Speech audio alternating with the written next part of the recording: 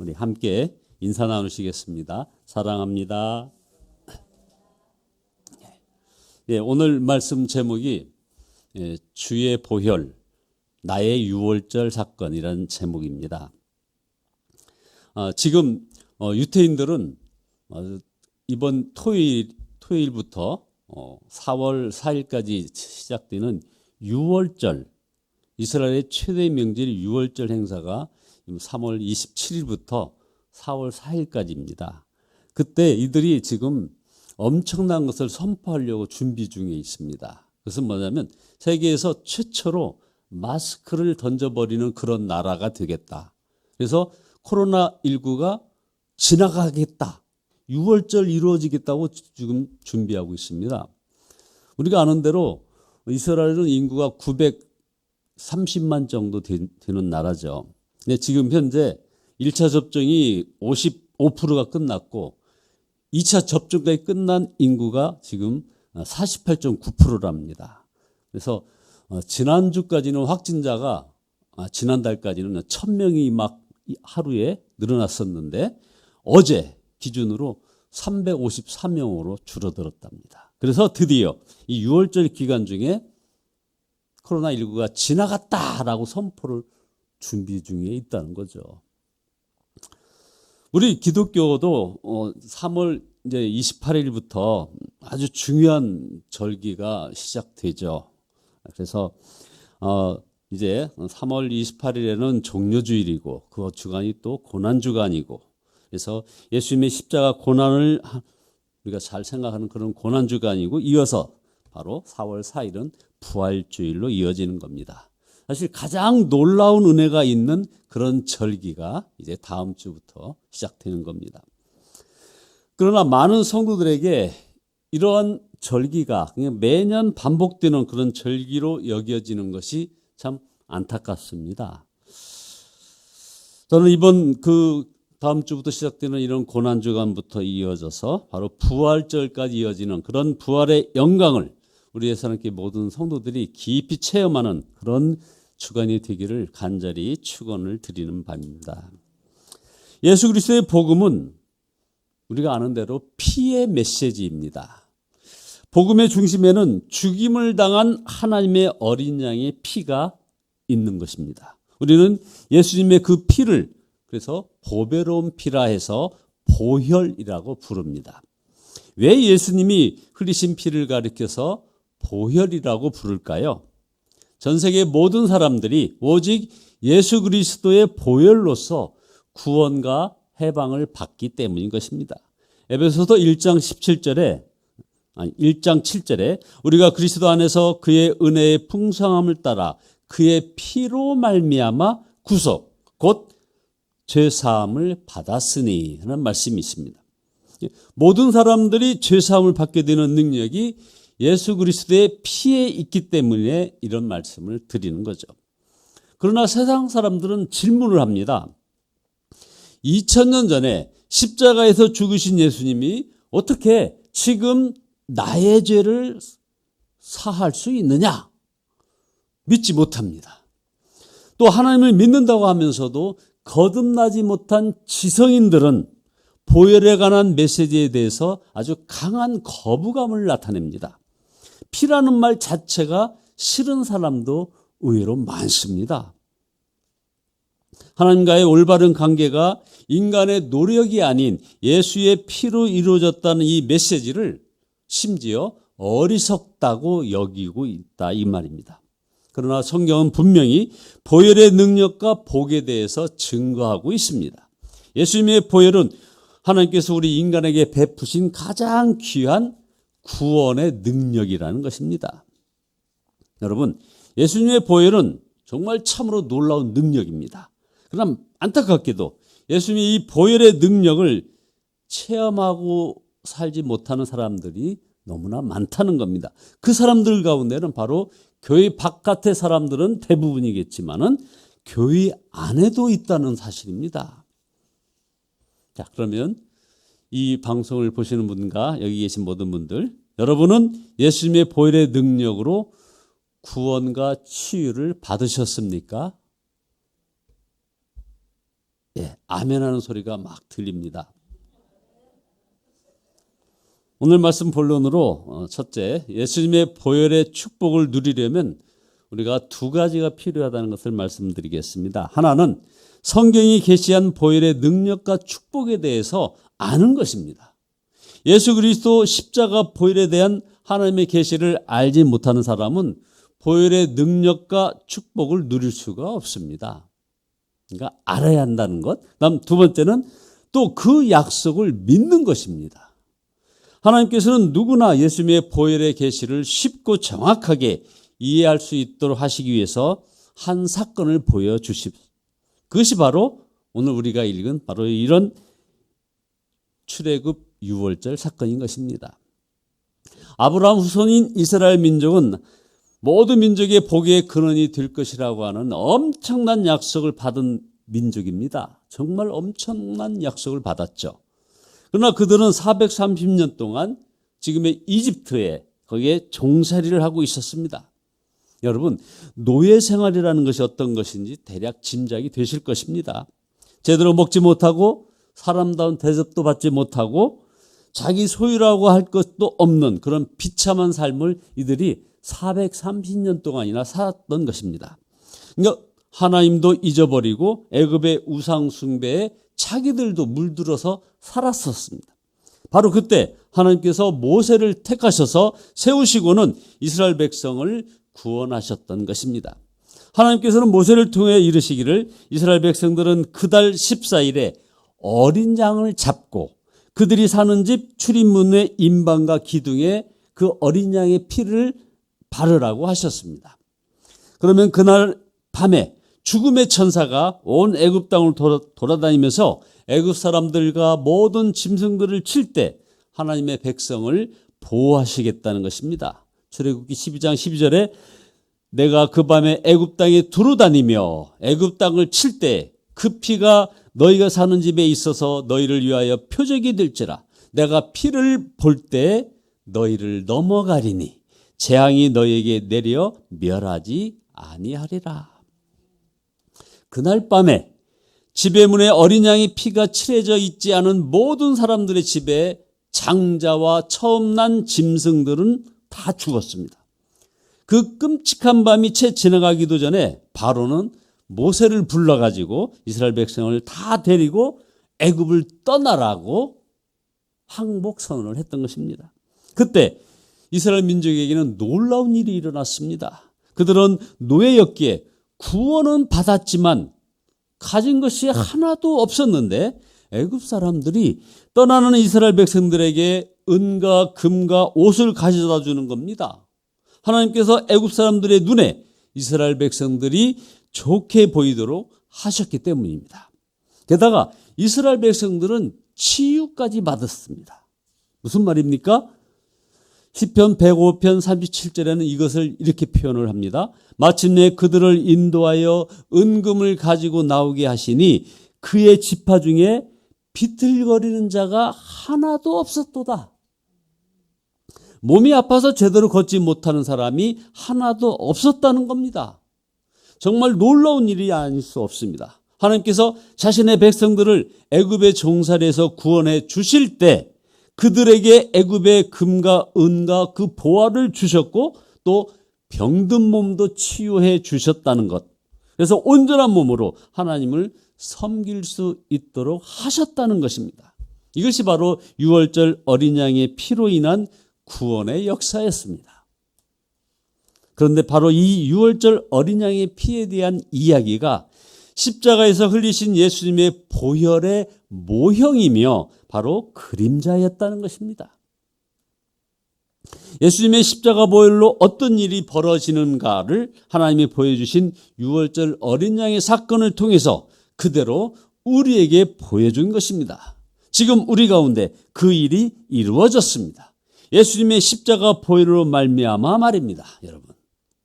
그런데 이런 놀라운 사건을 지금 유태인들은 예수 그리스도를 믿지 않으면서 이렇게 또 유월절 코로나19를 이겼다고 선언을 준비하고 있다는 이상한 모습을 우리가 또 보는 겁니다. 예수님께서는 최후의 만찬에서 제자들에게 포도주를 주면서 이렇게 말씀하십니다. 마태복음 26장 28절에 이것은 죄사함을 얻게 하려고 많은 사람을 위하여 흘리는 바 나의 피, 곧 언약의 피니라. 여기서 예수님께서는 그냥 피라고 말씀하시지 않고 바로 언약의 피라고 말씀하셨습니다. 약속의 피라는 것입니다. 이것은 예수 그리스도께서 십자가에 흘리신 피가 하나님께서 이미 약속해 놓으신 그 피로, 그 피를 가지고 당신의 백성을 구원하시겠다는 언약의 피라는 것입니다. 내가 십자가에서 흘리신 피로 인하여 하나님께서 온 인류에게 그 죄와 저주에서 건지신 그 약속을 이루신 것이라 이 말이죠. 그래서 언약의 피라고 말씀하시는 겁니다. 그러므로 우리가 예수님을 영접한다는 말은 우리에게 예수님의 보혈이 발라지게 되었다는 것을 의미하는 것입니다. 여러분, 예수님을 구주로 영접 다 하셨죠? 그렇다면 여러분의 심령에 바로 예수님의 피가 발라져 있습니다. 그래서 요한계시록 7장 14절에 마지막 환란에서 구원 얻은 백성들이 나오는데 그들은 한결같이 어린 양의 피에 그 옷을 씻어 희게 하였느니라 라고 했습니다. 흰 옷 입은 사람들이 오는데 어린 양의 피로 씻어서 희게 된 옷을 입은 사람들이라는 것입니다. 우리가 부르는 찬송 254장에 보면 내 주의 보혈은의 5절에 그 피가 마음속에 큰 증거됩니다 라는 기사가 있습니다. 예수를 영접한 자에게는 그 마음에 피의 증거가 있다는 것이죠. 여러분은 그것을 믿으셔야 합니다. 둘째로 이 보혈의 능력은 모든 사람 누구에게나 그리고 언제나 열려 있다는 것입니다. 유월절 어린 양의 사건을 잘못 이해할 수 있습니다. 하나님께서 나는 유대인을 구원하고 애굽인들에게는 저주를 내리겠다고 선언한 적이 없었습니다. 하나님께서 천사들이 밤이 되면 앞이 잘 보이지 못하여 이스라엘 백성과 애굽 사람을 구별하지 못할까 봐 어린 양의 피를 문에다 바르라고 하셨겠느냐 이 말입니다. 그럴 리가 없습니다. 유월절 어린 양의 이야기는 하나님이 애굽 사람이냐 유대인이냐 그것을 보지 않는다는 겁니다. 오직 어린 양의 피를 보신 것입니다. 애굽 사람도 문에 양의 피만 발라져 있으면 심판의 천사는 건너가 살려주고 유대인들이라도 문에 피가 발라있지 않으면 죽습니다. 하나님이 지금 우리를 보실 때, 그러니까 저와 여러분들을 보실 때 하나님이 보시는 것은 바로 피라는 사실을 여러분이 분명히 기억하시기를 바랍니다. 여러분 마음에 있는 예수님의 보혈로 인하여 여러분은 구원받고 하나님의 보호를 받고 그리고 하나님과 친밀하게 지낼 수 있고 그리고 여러분에게 허락하신 또 복을 받고 치유를 받습니다. 성경에서 가장 영광스럽고 강력한 말씀은 요한복음 1장 29절 말씀입니다.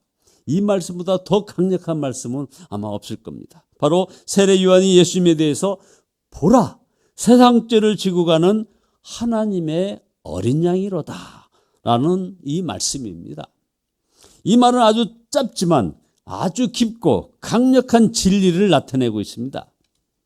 주 예수님 저를 구원해 주옵소서라고 말할 수 있으며 그러면 예수의 그 보혈이 그 사람의 죄를 깨끗이 씻어 주실 것이라는 그런 말씀, 이 말씀이 얼마나 강력한 말씀입니까? 누구나 다 예수님께 나를 구원해달라고 요청할 수 있고 누구든지 그렇게 요청만 한다면 그는 주님의 보혈로 그 죄에서 노임을 받고 그리고 저주에서 건짐을 받는다는 그 말씀입니다. 이것이 보혈에 대한 하나님의 계시인 것입니다. 그러나 우리가 또 한 가지 분명히 알아야 할 것은 예수님의 보혈의 능력은 믿음으로 받는 자에게만 임한다는 사실입니다. 다시요.